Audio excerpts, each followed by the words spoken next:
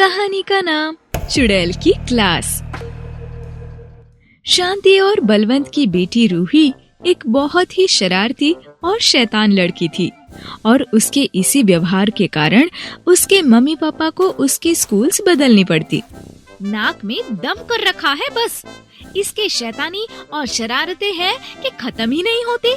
अभी तो इसने नई नई कहानियाँ बनाना शुरू कर दिया। देखिए जी, इससे कह दो कि मैं अब जिस भी स्कूल में इसका एडमिशन कराऊंगी, इसे उसमें ठीक से पढ़ना होगा।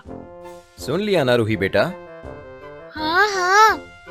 रूही अपनी नई स्कूल में जाती है और जब वो क्लासरूम में आती है तभी यामिनी मैम की क्लास चल रही होती है। ओके, तो तुम हो वो नई स्टूडेंट रूही। तुम्हारे पेरेंट्स तो बता रहे थे कि तुम शरारती हो, पर तुम तो बहुत ही शांत लड़की हो। यामिनी मैम, अब बच्चे शैतानी नहीं करेंगे तो क्या बूढ़े करेंगे?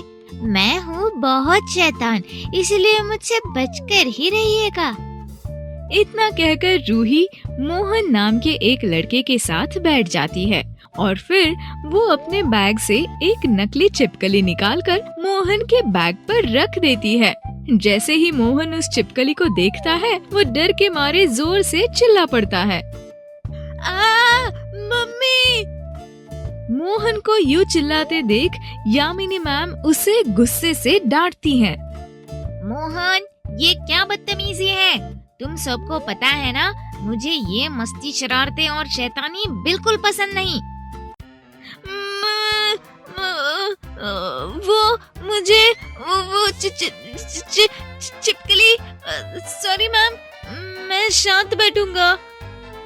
मोहन को यामिनी मैम से डांट खाकर डरते हुए देख रूही पेट दबाकर जोर से हंसने लगती है और रूही को इस तरह हंसते देख यामिनी मैम गुस्से से लाल हो जाती है और वो एक चुड़ैल के रूप में तब्दील हो जाती है। यामिनी मैम को चुड़ैल के रूप में देख रूही की रूह कांप उठती है। मुझे अपने क्लास में शैतानी बिल्कुल नहीं पसंद। रूही, जल्दी से चुड़ैल से माफी मांग लो, वरना ये तुम्हें बहुत पीटेगी। रूही हाथ जोड़कर चुड़ैल से माफी मांगती है और ये देखकर चुड़ैल बहुत खुश हो जाती है। तुझे ऐसे माफी मांगते देख मेरे दिल को बहुत ठंडक मिल रही है। लेकिन एक बात ध्यान रखना, अगर तूने किसी को भी बताया कि मैं एक चुड़ैल हूँ तो तू जिंदा नहीं रहेगी। रूही हाँ कहकर डरते हुए अपनी सीट पर बैठ जाती है और तभी चुड़ैल भी यामिनी मैम के रूप में बदल जाती है। अरे रूही, तुम इतनी घबराई हुई क्यों हो?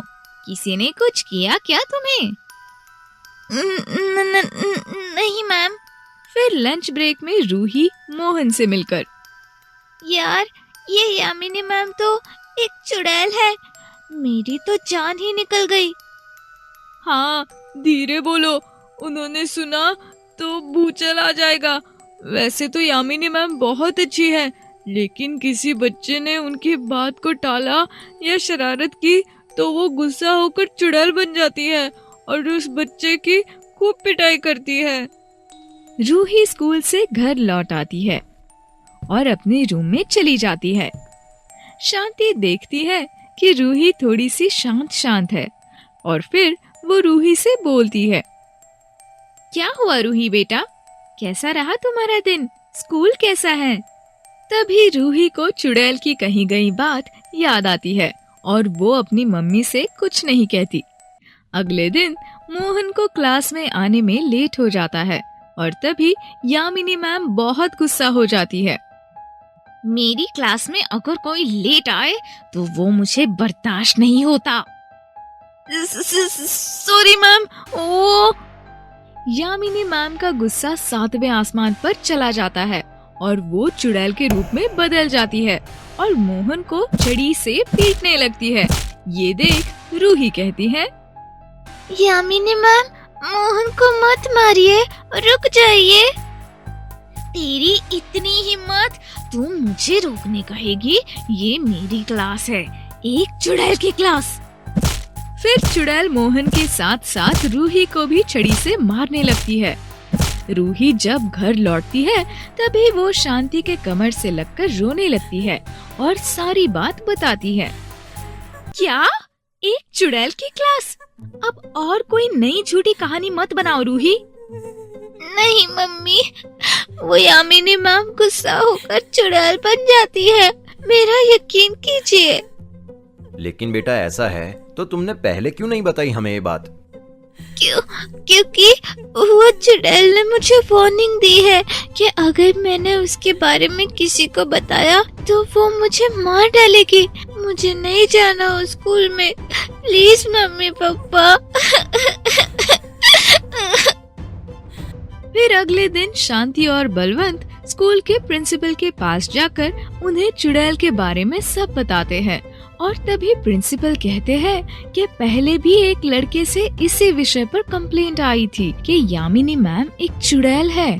तभी उन सबको यकीन हो जाता है और वो सब एक बाबा को लेकर क्लास में घुसते हैं और बाबा उस पर बबूत छिड़कते हैं और उनके मंत्रों से चुड़ैल को तकलीफ होने लगती है। बाबा चला जा, वरना मैं सबको खत्म कर दूंगी। इस बुरी आत्मा ने यामिनी मैम के शरीर के अंदर बसेरा पाया है। निकल जा उनके शरीर से।